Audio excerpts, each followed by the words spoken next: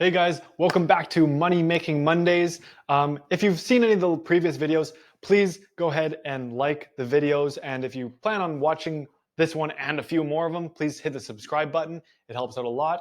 And any comments or suggestions you may have and things you want to see in the video, please leave in the comments and I'll do my best to address those moving forward. So today we are back in Puerto Vallarta and we're going to be looking at a pre-sale project, which is actually one of my favorites in Puerto Vallarta. So let's just take a look at where we are, where it is. Puerto Vallarta, here's the airport, here's the marina, here's where all the cruise ships come in. And this cluster of purple dots are all Airbnbs in the Northern Hotel Zone. So, and Zoho is right on this street here, Maria Montessori. It's right in here because there's 3 buildings that are currently already being lived in for about a year and a half. And so what we're going to do is we're going to look at comparable units in Zoho Skies currently, and we're going to be comparing them to a future condo, which is unit 405. So it's on the 4th floor, a 1-bedroom, 1-bath, priced at 350,000 Canadian dollars. So let's take a look at what Zoho has to offer. So Zoho is where are we at here? Okay, so here's Zoho City. Basically, it's a big grand master plan of community, and it's right on the other side of the highway from the water, and it's insane. So these 3 buildings are currently there. I actually lived in this middle one on the 12th floor in a unit right there, and I'm telling you, it was amazing. Living there was such a dream. The views of the bay, the views of the sunset, oh my goodness. They have a great gym. They have a games room with like PlayStations and Xboxes. They have a kids play zone. They have a yoga studio, rooftop pools on every building. It's insane. So that's just one piece of it. So they're also got Zoho Zen, which is, I believe, 3 towers along this side here. They're already erect. They're just working on the finishing. Over here is Zoho 360 with 2 towers and then a bunch of condos and townhouses on this lower strip down by the street level. And then this is what we're looking at today. This is One Zen Tower. This is kind of like their flagship luxury condo. And then this in the middle is basically a giant, almost like a mall. It's a big center where they've been able to take businesses that are already thriving, already successful, already wildly popular, and duplicating them and putting them in here. So like restaurants, bars, coffee shops, stores, all these sorts of things so that everything is right at your fingertips. They're going to have a tech center. They've got a bunch of parks, a dog park, walking trails, a replication of the Malecon down in the water downtown, going around the mall. And then later phases, after all this is built, this is a hotel that's going to be going in. And this is an extension of the hospital that's right here. This is La Jolla Hospital. And this is actually where I have my medical coverage, which is phenomenal. The healthcare here is great. It's private, it's not expensive, and it's phenomenal care. So this is a state-of-the-art medical building and research facility that they're adding on to La Jolla Hospital and that Zoho is building as part of their complex. So where's the building itself here? Here we go. Here's the building. So it's funny, I was asking about this, the greenery, how it's kind of on an angle here. So apparently, because you have a view of the cruise ships coming in, so if you're on a cruise ship looking at the mountains, this tower is supposed to be set up so that the greenery is at the same angle as the mountains in the background. So it almost looks like the building is coming out of the mountains, or it's part of the mountains, or whatever it may want to look like. But either way, the line of the greenery is supposed to go along with the lines of the mountains in the background from the cruise ship perspective. So we'll see how they're planning on upkeeping and maintaining that. That's the old cathedral downtown. Beautiful. Okay, so another look at the building. Oh, down the ground floor, it's crazy. This building is going to have concierge service. This is a big presentation center, an amphitheater, big drive-in. They're going to have work zone spaces. They're going to have an even better state-of-the-art gym. Because this building is in 2 parts, this is the 17th floor. And there's going to be a pool here with more of a kid-friendly area with like a little splash zone and maybe some playground type stuff. And then down here is a gym, which, by the way, I saw the floor plans. They're going to have change rooms, and outside the change rooms are individual steam rooms and saunas, which, post-workout, amazing. And then at the very top, you're going to have the adult-only pool. So that's the quiet space where kids won't be running and screaming. Okay, so yeah, look, it's gonna be such a beautiful project. I would love to live in here. Anyways, let's continue on. So what we're gonna do is we're gonna look at Airbnbs that are currently being operated, 1 bedroom plus 1 bathroom in Zoho Skies. So that's the 3 buildings in the middle that are already there. So I'm going to look at those, tell you kind of like what their occupancy rates are like, what their average nightly rates are, and how that compares to a brand new building that's going to be there. And then we're going to look at the numbers, because that's the most important thing that everyone's here for. How much does it cost to own and operate a condo down there, and how much money can you actually make, right? So first one we're going to look at is a 1 bedroom, 1 bath in Zoho. Now keep in mind, the occupancy rates are based on how many days they make it available on Airbnb. So if they're only available for 50 days out of the year and they hit a 90% occupancy rate, well, then, they booked how many ever 45 out of the 50 days it's available, which is still really good. And also, because it's such a new building, a lot of the Airbnbs are fairly low price to build popularity, because that's how it works. You got to gain traction, just like any other business. It takes a while to get rolling. So you have to start off with low proper pricing strategy to build traction, to get reviews, to make it make it populate higher on the Airbnb algorithm. So let's just take a look at some of the photos from this place. These are all really well marketed. Look at the view, like from the roof. These are from the rooftop pool. Oh, the sunsets there. I miss it. I miss living there. They got all the rooftop patios have barbecue setups, so you can come and have big group dinners up on there and barbecue. That's from the ground looking up. So you can see the cruise ships as they're coming in to port. You can always hear when they're leaving, because you can hear their horns blowing. Yeah, horns blowing.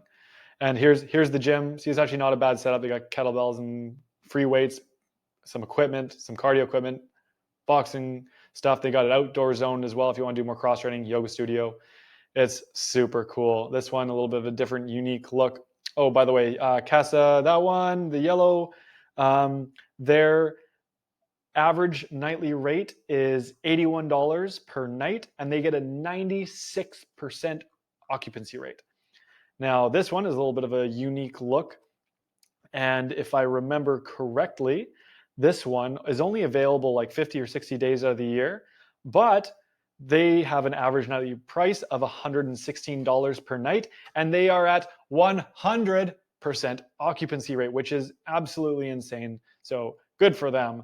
That's amazing, but that's just to show you what is possible when you have a well-operated Airbnb that looks after the details and the marketing and providing premium product and service, right? Which is what I'm trying to do. Anyways, another one here.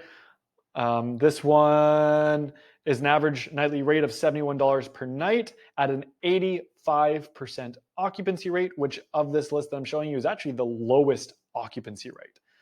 So again, the views, I don't know how I feel about all the different greens. Got a weird green there. We've got some appliances there. They're mint green on top of this green. I'm not a big fan of the greens, but it doesn't matter. They're owning it. They're rocking it. They're getting high occupancy rate, and they're making money. And this one is a $62 a night, 94% occupancy rate. This is a very new Airbnb, which again reflects the low price, because they're trying to get traction. They're trying to get people in, give them deals so that they'll be satisfied with the service, leave good reviews, and then they can populate higher, which is, it's just a strategy that you have to go through. This is a very well marketed place. Naya Homes, great property. Shout out to Naya Homes. There's lots of options for rentals as well. There's a few different property management companies in town. Naya Homes is a good one. I'm going to be building my own as well to compete, although I don't really see it as competition. I think we're all just helping each other out. Same within real estate. And or you can do long-term rentals, but the money is in the short term. So let's look at the numbers, because this is one bedroom that was listed at 350 Canadian dollars. And just in case you guys are curious about the complex in Zoho itself, I have an entire list of what's available in that complex.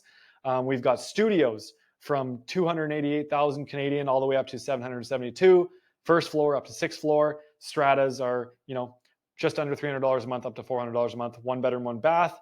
From the third floor all the way up to the eighth floor, between 332 and 384, and that's $1,000 in Canadian.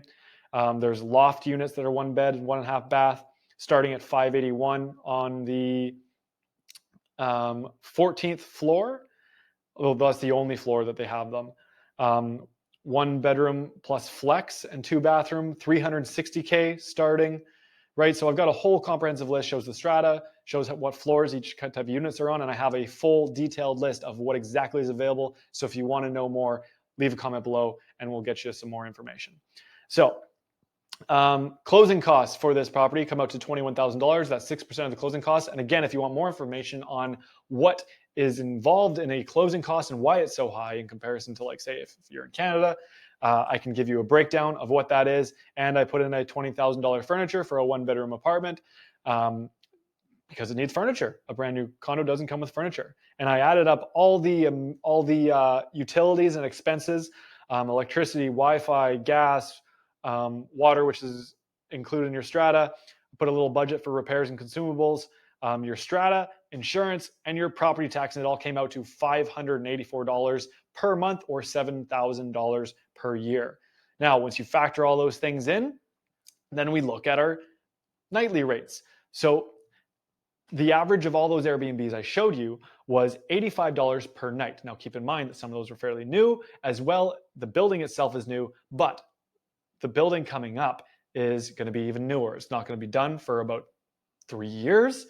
So who knows where prices will be at, but to keep a safe level of speculation and conservativeness, I put in a number at $115 per night. That's pretty much assuming that a brand new building is going up today. We can start renting it today, and it would get a little bit higher than the older buildings because it's a newer, more luxurious building. It's basically like an upgraded version, has better amenities. So 115, I think that's really conservative. That's $805 a week. And that puts you at, after a 85% occupancy rate, which I said the average was 93, but we're going to be on the conservative safe side and go at an 85%. And then a 21% of your gross income going to management fees. And by the way, all these numbers that I'm calculating are based off of pre-tax and pre-fee on Airbnb numbers. So basically assuming that you are a middle ground for those fees, like taxes, Airbnb fee, and cleaning fee, those basically come added on after. They get paid to you, and then you have to disperse them out accordingly. So these are all like the base fare rates that I'm looking at. And that brings you out to $1,758 of cash flow, net cash flow every month, or $21,000 per year, which brings you to a cash on cash return of 5.39 or 5.4%. At your upfront cost total is $391,000 Canadian, and getting a 5.39% cash on cash return on an annual basis. Now, if we were to say, okay, well, 3 years from now, when that building is done, this area, the hotel north zone, the average income per night goes up by an average of 9% every quarter. So not saying that I can calculate that here exactly, but so what I'm going to do is say in 3 years from now, it's $150 per night on a conservative basis. So we change this number to $150 a night, and let's see what that changes. That brings your cash flow up to $24.71 a month, or $29,000 of net cash flow per year at a 7.57 cash on cash return on an annual basis. Now I'm just going to change this back to 805 to look at the other numbers, because as I mentioned in other videos, I'm just going to move over to this side because I feel like I'm more important over here. There's other ways that you can make your money, make you money in Mexico. I'm just going to touch them briefly. One of them is looking at the exchange rate, right? The Mexican peso has been gaining value very rapidly on the Canadian dollar and the US dollar, which means Canadians have less buying power in Mexico, and the value of the currency in Mexico is becoming worth more, right? In comparison to the Canadian dollar. So assuming, over the last year, it's been between 18 and 25% growth, the Mexican peso versus Canadian dollar. So assuming, let's take a moderate number of 7%, that it grows in the year that you're holding and operating this as an Airbnb. That, as well as taking a GIC, I have a contact with an investment banker, and I have friends that actually utilize these GICs. They're making so much money off of it for a GIC. It's crazy. They're at a 6-month term at 13% paying out daily.